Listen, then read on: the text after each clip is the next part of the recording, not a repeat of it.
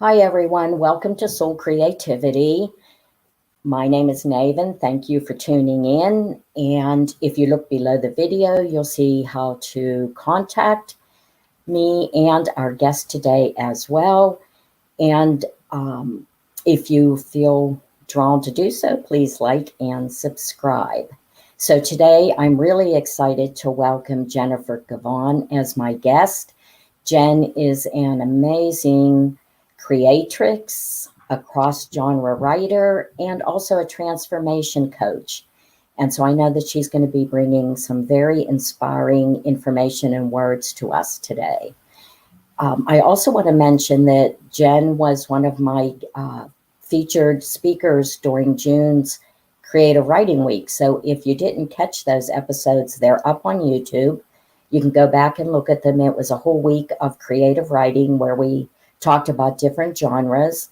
And I had an amazing group of accomplished writers filling us with many important pieces of information and some writing prompts. So you might want to go back and check that out. So welcome, Jen. Thank you for joining me this evening. Thank you so much for having me. I'm glad to be here. And I should say it's probably not evening everywhere, but it is where I'm at, getting into evening. So, Jen, one of the things I'd like to talk about tonight is the idea of the change of seasons. And we just had the fall equinox yesterday. And I was thinking about how this time of the year, there are so many opportunities and possibilities that come up for us. And yesterday you sent out a very beautiful newsletter for fall equinox blessings.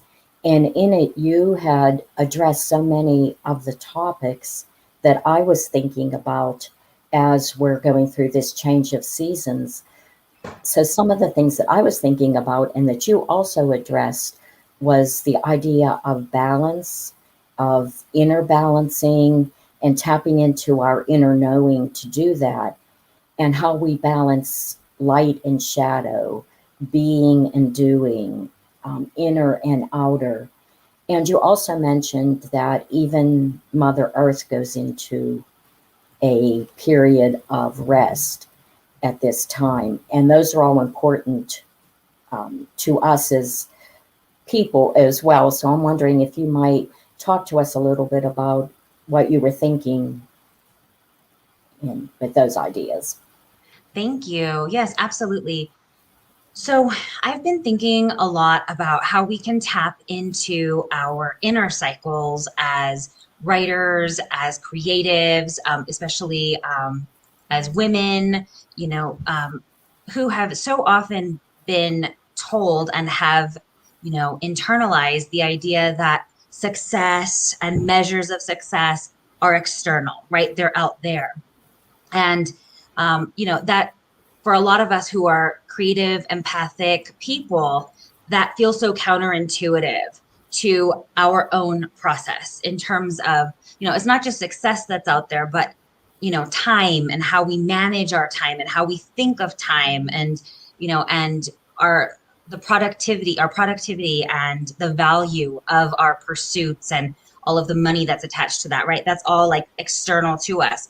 But what is internal would be, our visions, our imagination, our, inquiries into the world that we're seeing, our emotions, right? And so the fall equinox and really all of the seasons have been reminding me as a writer that we work internally and our Mother Earth works in cycles, right? And the creative process is all about cycles within cycles.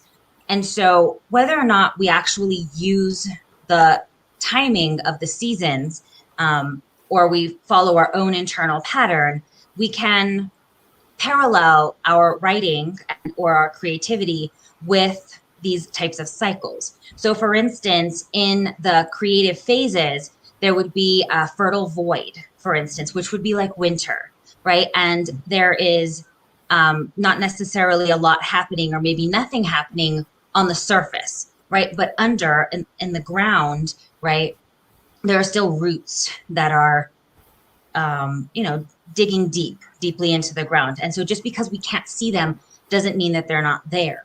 And for instance, the spring would be emergence, and the summer might be visibility, right? When we're most active in our writing process, for instance, when there's the most light during the day. So then as we're coming into the fall, this might mean a culmination of our projects and a harvesting of our creativity, right? And so whether we follow this, each year, or we think of it on a project by project, poem by poem, painting by painting, novel by novel, however it is, story by story, whatever it is that we're creating, right? When we think in these cycles, there are built-in rest periods. And that is so important, right? And knowing that we don't have to do everything all the time.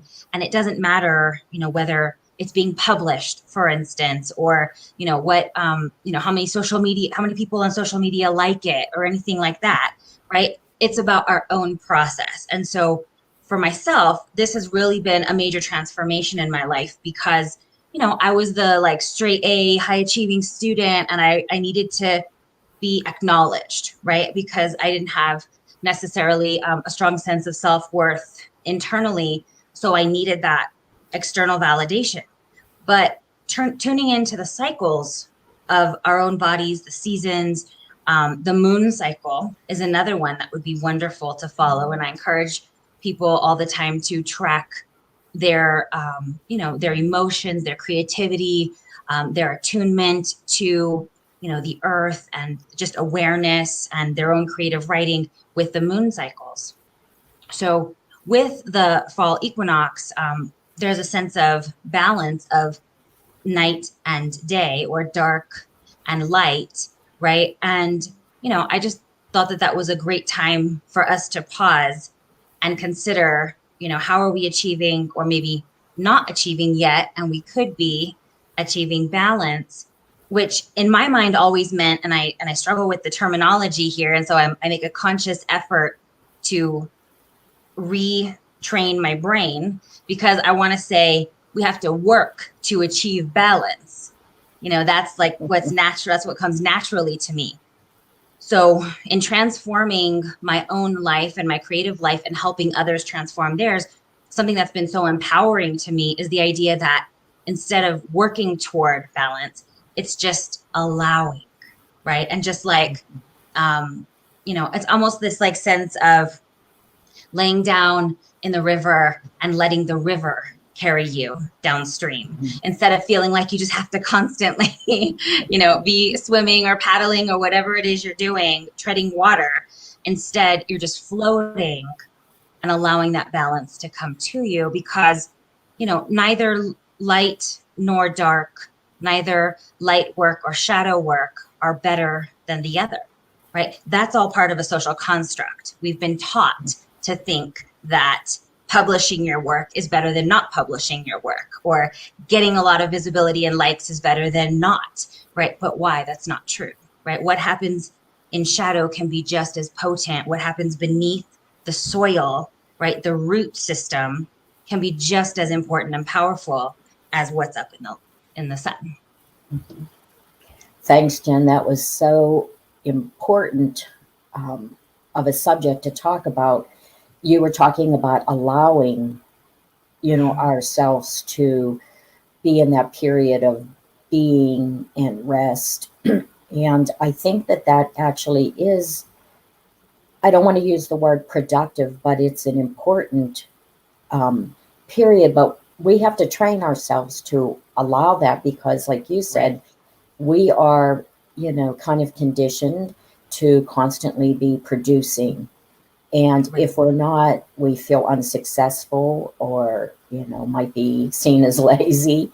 But when you were talking about nature, it was reminding me, and during, fall and winter, when things are going more internal, and the earth is, and the plants and the trees, and you were talking about the root system, you think of all that nourishment and that whole system of communication that is going on under the surface, between the trees, and the rocks and the plants and the earth. Mhm. And we only see what's above the surface. And so we think maybe nothing's going on. And as you were talking, I was thinking how that's true for us as well. Like we really are receiving a lot of nourishment and inner communication and maybe communicating with source during those periods of silence or rest. And Right. so it's kind of hard to be a productive creative, during the time when you are filled with that inspiration and it is a period of doing. And so I found that very, very helpful. And certainly if we, get in tune with the natural world, I think, it's so much more physically healthy, emotionally healthy, and also it feeds our creativity and inspiration. Absolutely. And even how you said, it's not necessarily productive, but there is a lot going on. And, you know, it doesn't mean that you have to stop writing altogether, right? And Hmm. so you can be resting while also nourishing the creative aspects of your soul. So you can be doing free writes, you can be recording ideas onto your iPhone. One of the things that I found in my own practice is that, if I'm in a kind of a just out of sleep state and I have a few minutes, either, so probably right when I first wake up in the morning, and I just jot down some ideas, right? And then put it away.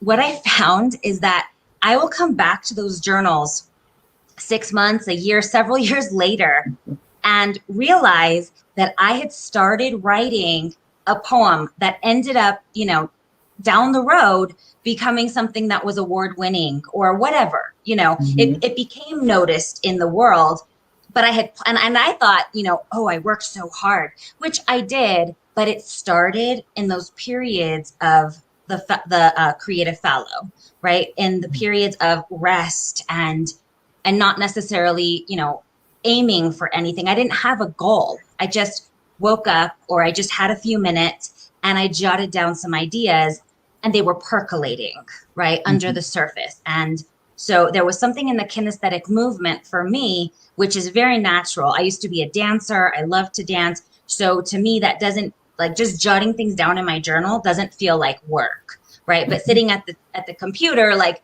okay, now things have to line up. Now things, have to make sense, go here, whatever it is, right? I have to follow some standards. In the journal, I can write sideways, I can do all kinds of, ridiculous things, and then carry that play. I think that's what I'm getting at, is that so important, right? The Hmm. rest, a part of that can also be play, because play is restorative, right? Play is how children learn. And for adults, play and just allowing ourselves to be without needing to, impress or earn or do or produce, just to be in the moment can also be very restful as well. We're not used to it, so it's a skill that we have to reacquire oftentimes, but it can feed a part of our souls that deeply needed that. I think that that's such another important point is that play and that doodling, journaling is really so Mm-hmm. beneficial, as you're sitting there, even if you're just drawing, Right, squiggly lines, I mean, something will come to you. And like you said, so often for, creative writers or artists, you go back and look at those journals and there you see a seed of an idea right, that you want to develop. right. That's always such a magical, I find it such a magical process. And I It love is. going back through journals and, It's almost finding like those someone little else wrote treasures. it. Yeah. I'm sorry, I cut you off. I'm sorry. No, that's all I didn't. right. And that's exactly true because there are things I've looked back and I thought, did I write that or was I listening, to Yeah. someone else? Because, it kind of amazes me. I want to mention while we're talking that the live chat is up. So if anyone listening has a comment or a question, please feel free to, place it in the chat and we will get to it. Or always you can email me afterwards or add a comment, on YouTube later. But Jen, one of the things in your newsletter when I was reading it yesterday was a quote that I took out and I thought it was so well said. You said, after great loss, we cannot go back to normal. And there is so much truth in that simple statement for us as individuals and also as a collective. And it made me think about the pandemic, and I think you wrote about that. And Mhm. I was thinking about how during the pandemic pause for so many folks, and really for everyone in some way, there were certain doors that closed and other ones that opened. And now we're in a state of, rebalancing and creating something new. And so I wondered if you could talk a little bit about what was in your mind when you wrote those words. Yeah, absolutely. So, one of the things that I keep hearing from creative people again and again is that they no longer, and I'll include we because I'm included in this and I've been reshaping my life around this idea. We no longer want to spend the bulk of our lives doing things that we don't enjoy, doing things that, bring us, whatever it is, stress and sometimes pain and or boredom, fatigue, right? And I understand that we have to pay the bills, right? But there are ways that creative people are learning to incorporate our art, our creativity, our imaginations into the work that we're doing. And so stepping outside again of those societal structures and working around our hours, around our cycles, because 8 to 5 does not necessarily work for all of us, especially mothers and those of us with chronic illness. And so there are just so many people that the 8 to 5 doesn't work for. And so again, it's about honoring our own cycles, right? And choosing to follow our bliss, right? And believing that's possible, and then being able to manifest that. By manifestation is, partly just dreaming that it's possible and visualizing it and being able to hold the space for that, and then allowing for the, what you have visualized to come to you, right? And again, I used to think that it was work, work, work, hustle, hustle, hustle. You have to work your butt off to get those things. And, I realized, and I'm pretty skeptical. Like, I have a very spiritual aspect to my personality, but I also feel very skeptical sometimes. And I was like, what do you mean you just sit back and allow and it comes to you? It's because you're coming from a place of joy and love, right? And like, you know, um, connection, right? And so when you go out into the world and you're expressing who you are from your core, stepping into your purpose, aligning with that purpose, people are drawn to you. And what you want is drawn to you. It truly is magnetic. When I first watched, the movie, I can't remember what it's called. There's a movie and a book on this idea of like drawing things to you magnetically. And I was like, no, that's not true.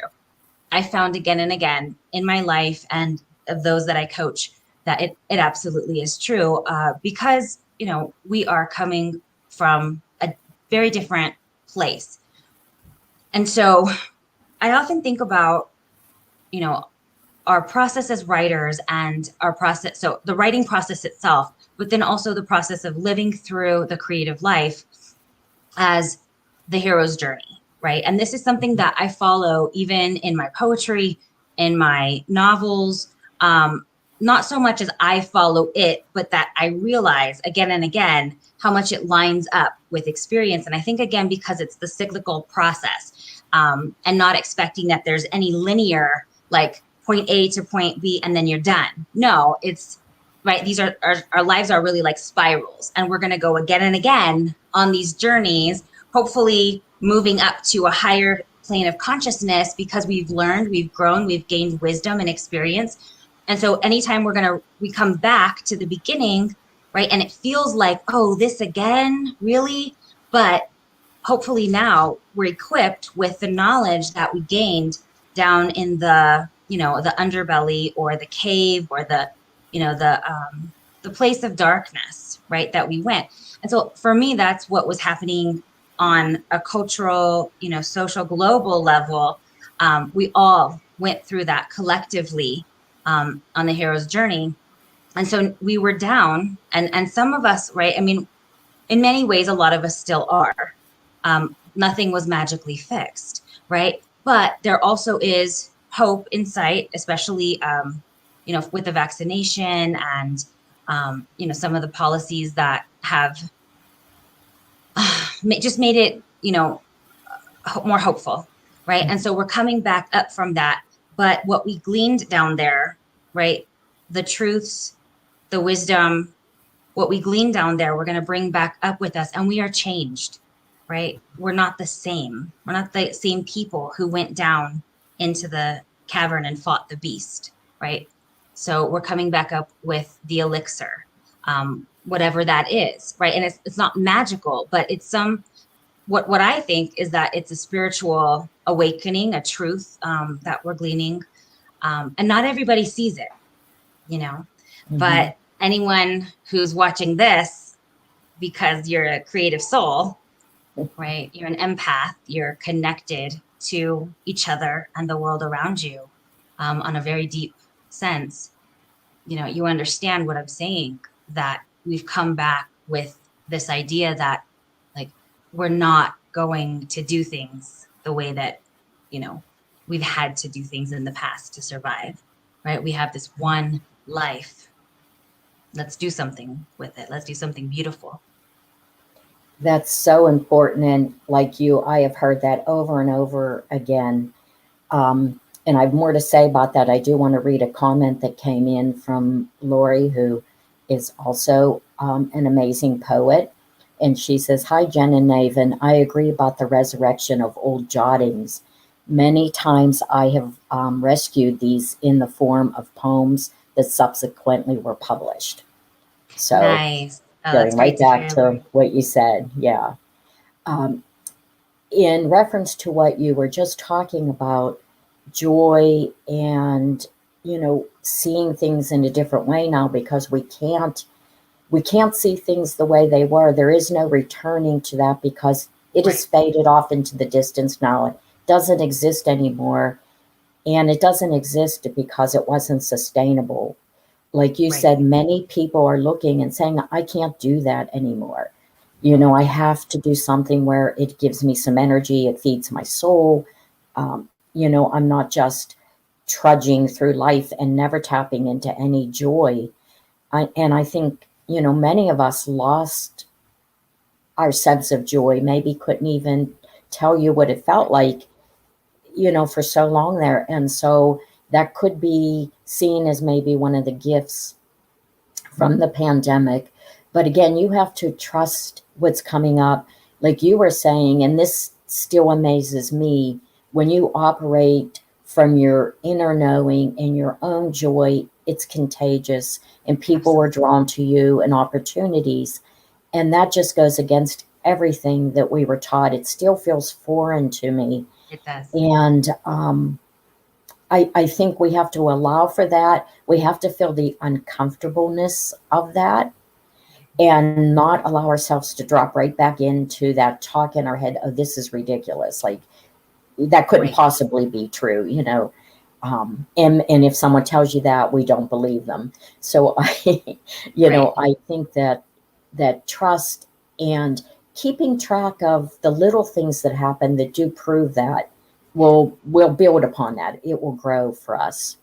That's Uh, exactly, I was going to say that one of the things that is helpful to me in the transformation process and that I work with my clients is the self-coaching tool of thought work. And so that is a way that we mhm, can kind of get past and build new thoughts that replace any of that skepticism toward the idea that aligning with our purpose and allowing and coming from joy, right, will be magnetic. And so I'll ask myself, what are the facts of the situation? And that's a reminder of what is actually happening, not, as Brene Brown says, what is the story that you're telling yourself, right? And so mhm, getting serious about, and digging deeply into what is actually happening in my life.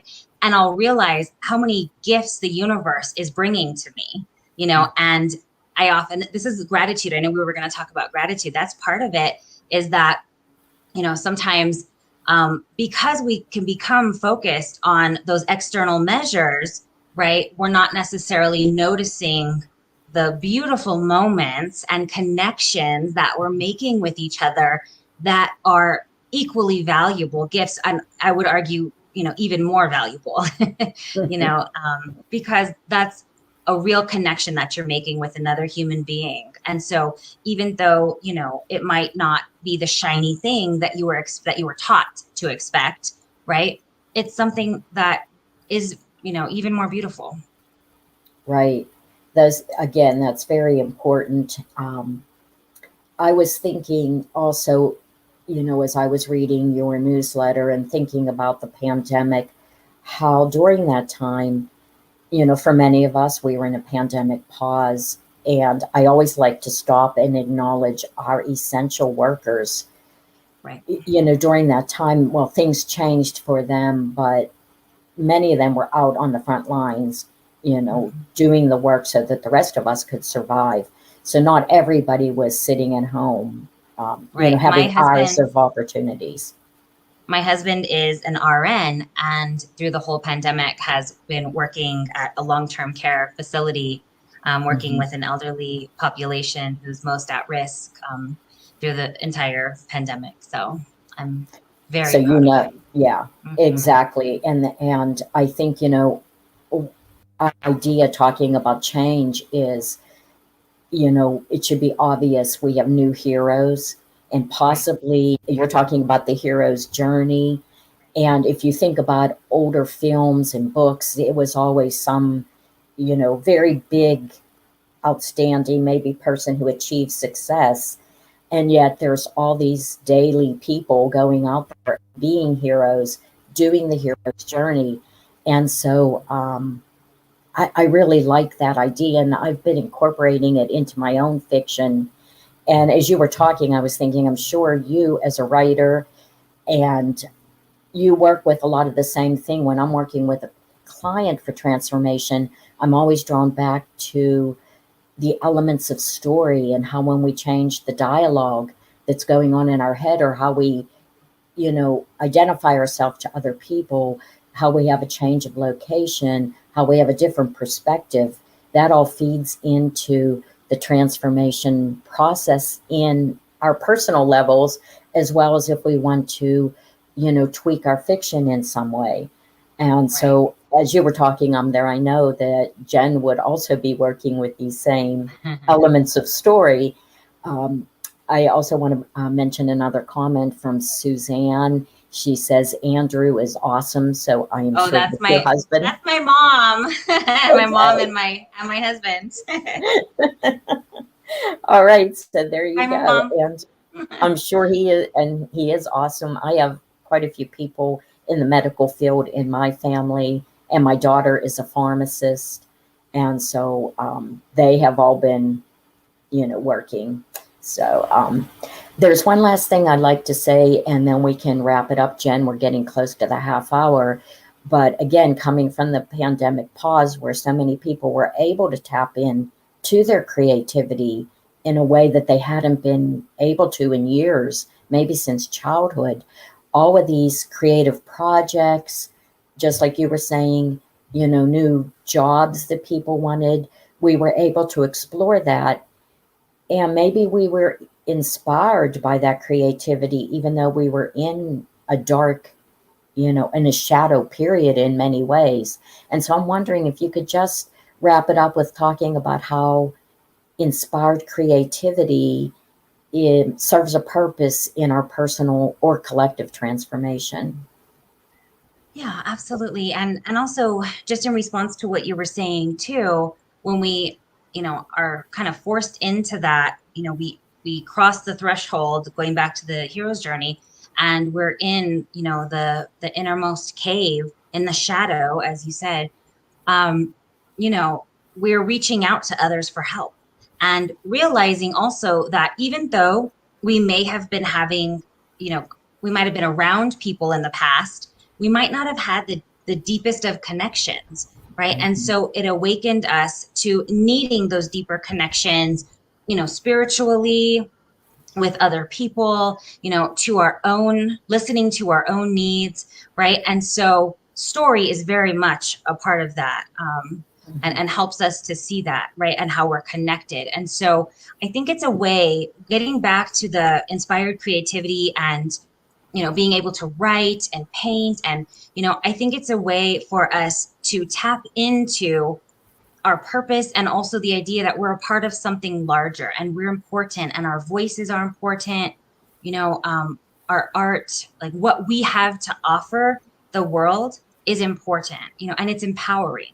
So for me, that's where the inspired creativity brings about the transformation, is that, when we allow ourselves to play, and also, to say the things that we might not have felt comfortable saying, in a classroom or in the workplace, or in, that might not be appropriate, or like people won't understand, or don't overshare on social media and that type of thing, right? We're able to be vulnerable in our artistic expressions. And I think that is really what, brings us together. I mean, that's why art is so important, because, and story, and, poetry, because it's people who are coming to the page, right, with their hearts, right here, here's my heart. And that's true connection. That's meaningful connection with each other, where we don't have our defenses, we don't have our barriers, we don't have our masks. Well, we do have our masks, but not our proverbial masks, right? We strip all that away when we're able to just talk to each other through art and writing. Mm-hmm. That's so beautifully said. And I was thinking again, that takes bravery, and we have to take a risk, when you're writing a poem or you're writing a story, you're painting a piece of art or creating a piece of art. It does take it, it does take in that resilience, that vulnerability, and, you know, that's where we become risk takers. Right. And we have to follow our visions, what we envision, use our imaginations. And so it brings into play so many, so many things. And I like that idea, because from the outside, I know when I was working in the corporate world, there were people that thought it was nice I was a writer, but they wouldn't really understand, probably looked like a very sedate, kind of inactive thing to do to many people. But one of the reasons that it's so, you know, physically and mentally exhausting is because it does take in so many aspects that, you don't have to be outside really running around. It's a very active process in many ways. Right. Internal but active, I guess, is Well, what I and want I to mean, say. I've read studies too that, when we're reading a story, or, our brains are activated, the parts of our brains, as if we were running. Mhm. If we're reading about somebody running, our brain thinks we're running because we have hooked up with the brain of the protagonist or the speaker, or, Mhm. right, the central character. Like, we are now connected with them. And that's the power of writing. And so in many ways, when we're writing, when we're reading, we really are doing those things. Mhm. I have to remind myself, I still have to get out and take a walk, for my physical body as well. But we are getting that experience. And so, barriers are being broken down, and we are really talking to each other on the page. And that to me is just really a miracle, Mhm. especially as someone who, I'm Latina, I'm fat, and I've dealt with fat phobia, and so I often will have my kind of boundaries up, and I'm on the defense out in the world because I've had hurtful things said to me. Right. But so when I'm able to get, artist to artist, reader to writer, however it is, um, I'm able to convey the truth of my heart, like, and I know that I'm going to be seen and heard, right? Right. Not not in the way that society deems us, you know, as seen and heard, but you're going to hear my heart, right? And that's so important to me, and that I'm going to be able to hear yours. Right, through our artistic expression, we can move past those labels. You know, Right. we're all labeled in different ways, and when you're reading something and you don't see you know, you're taking that in. It Right. is a heart to heart connection. Right. And we can still be writing about our identity. Like that can absolutely Right. be a huge part of it. But because the reading process, you know, lights up the areas of our brain that make us connected, right? There is such an empathetic transfer happening, right? Hmm. So I will write about being Latina and fat all day long. You know, I'm not worried about that. I can be vulnerable on the page. But it's just that I know that you know, that there is that empathetic transfer. Hmm. I'm thinking that when you were talking before about, you know, how we experience what's on the page, we as if we literally did it. Perhaps you read the study that I did, Your Brain on Jane Austen. Oh, I didn't read that one, but I'm going to go look it up after this. It was really interesting. And when I was teaching, I would always tell my students that about how, and that's really what it was. It was saying like deep fiction, Yeah. not so much with just surface entertainment, but when you're really getting into that inner place, that you're sharing the experience. And I've always loved the title of that, Your Brain on Jane Austen. So I I wanted to mention that. I do think we probably should wrap it up, Jen. We're past the half hour. We could certainly go on talking forever because this is such an interesting conversation. And maybe you'll come back and talk to us again sometime. Absolutely. We would really appreciate that. And so I do want to thank you for taking the time to be with us today. If you'd, I do have your web address under the video, but is there any way people can contact you that you might want to mention Sure. other I'm than the on, web?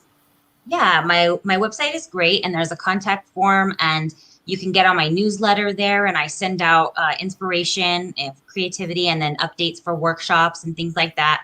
But I'm also on social media, so Instagram, Facebook, and Twitter. Jen Givhan, you'll find me there. And again, I'm always posting creative inspiration and transformational coaching advice and pictures of my kids and, you know, that kind of thing. Okay, thank you so much, Jen. And anyone who wants to leave a comment, you know, who watches this later, please comment. Jen and I would love to hear from you. And I want to mention before we do, and next week I have a very exciting guest, Ray Peterson, and he is going to be bringing some male energy to the show. And I think we're going to take a peek into the divine masculine next week. So I hope everyone joins us. Another very important topic. So I want to thank everyone who joined the conversation and who is listening now or will listen later. And most importantly, I want to thank you for that wealth of information today, Jen, and for inspiring us. So thank you so much. Thank you, Nathan. Bye, everyone.